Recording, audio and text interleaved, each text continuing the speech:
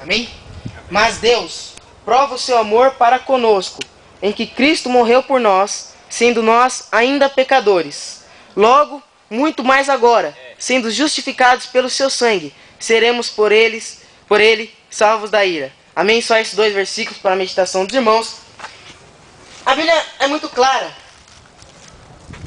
Deus prova o seu amor para conosco, em que Cristo morreu por nós, sendo nós ainda pecadores. Vou primeiro estar falando um pouco sobre esse versículo. Cristo ele se entregou por nós, sendo nós ainda pecadores, como eu falei, para que nós estivéssemos aqui.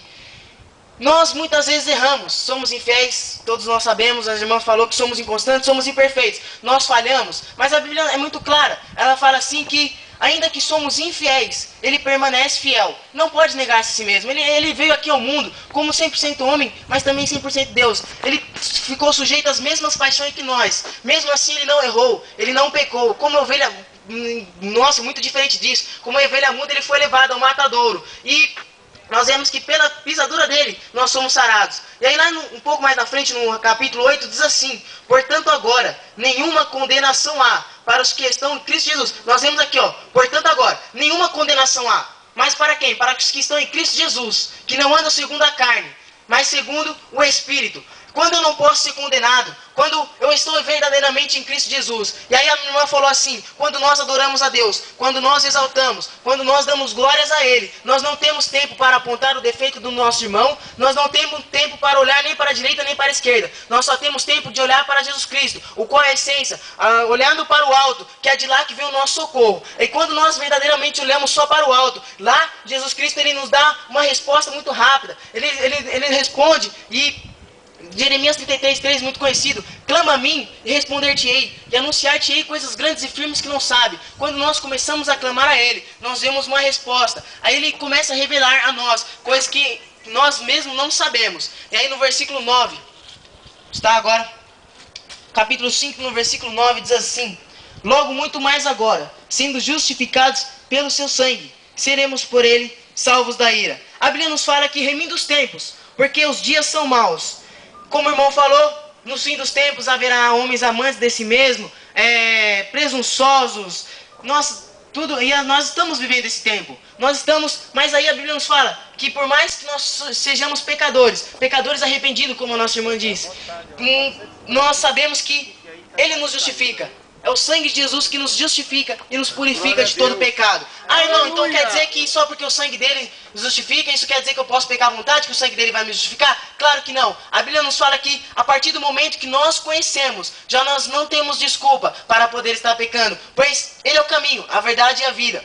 Ninguém vai ao Pai senão por Ele. Aí, no capítulo 8 de Romanos, no versículo 26, 27 e 28, diz assim: e da mesma maneira também, o Espírito ajuda as nossas fraquezas, porque não sabemos o que havemos de pedir como convém, mas o mesmo Espírito intercede por nós, com gemidos inexprimíveis. E é aquele que examina os corações, sabe qual é a intenção do Espírito, e é Ele, segundo Deus, intercede pelos santos. E sabemos que todas as coisas contribuem juntamente para o bem daqueles que amam Deus, daqueles que são chamados por seu decreto. Então, como o irmão falou, nós literalmente não somos nada, porque até nisso o Espírito nos ajuda, até nas nossas fraquezas humanas, nas nossas falhas, é o Espírito que nos ajuda. A Bíblia nos fala que é o Consolador que convence o homem do pecado. Então não sou eu que estou pregando aqui, vou convencer você do seu pecado, não sou eu, mas sim o Espírito que vai convencer o homem do pecado. Então, sem Jesus, nós literalmente não somos nada. A Bíblia é muito clara nisso, porque até nas nossas fraquezas, Ele nos ajuda, com gemidos inexprimíveis. E aí nós vemos que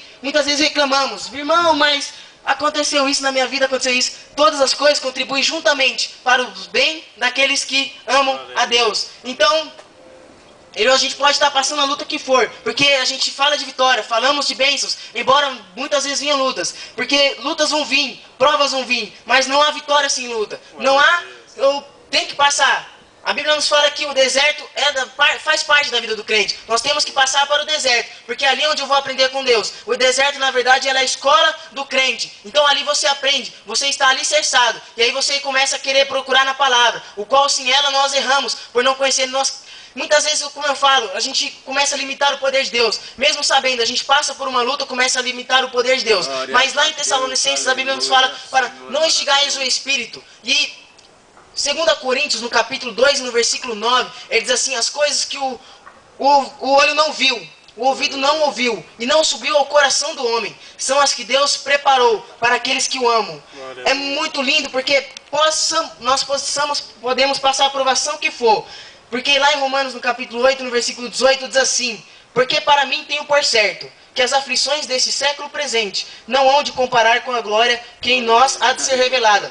Então, podemos passar a provação que for, podemos passar lutas e mais lutas, aleluia, mas sabemos que a glória que há de ser revelada para nós não há de comparar, pois vai ser a salvação. E aí, nós pensamos conosco: nossa, mas irmão, vem luta, que a Bíblia nos fala que Ele nos dá provação a qual nós não possamos aguentar. Ele, ao mesmo tempo que Ele nos dá a provação, Ele nos dá o escape. Mas irmão, a minha luta é muito grande. Ora a Deus, peça, se ajoelha, como o irmão falou. Vai orar, irmão. Vai, Deus ele sabe o que está fazendo. Vai orar, se coloca diante da presença do Senhor, porque Ele tem uma resposta para a sua vida. As coisas contribuem para o seu bem. A Bíblia nos fala que há um tempo determinado para todas as coisas. Há um tempo de lutar, mas há um tempo também de regozijar. Há um tempo de chorar, mas também há um tempo de sorrir. Há um tempo de plantar, mas há um tempo de colher. Os irmãos conhecem essa passagem, não vou estar falando, mas há um tempo para todas as coisas. Você pode estar passando isso, mas haverá o tempo que você vai falar assim: o tempo de cantar chegou, onde você vai cantar hinos e mais hinos. Ou você pode estar vivendo até mesmo o tempo onde você tem que estar exaltando e dando glória ao Senhor. Santo, santo, santo, eternamente santo é o Senhor, porque Ele tem os querubins dele que 24 horas por dia: santo é santo é santo.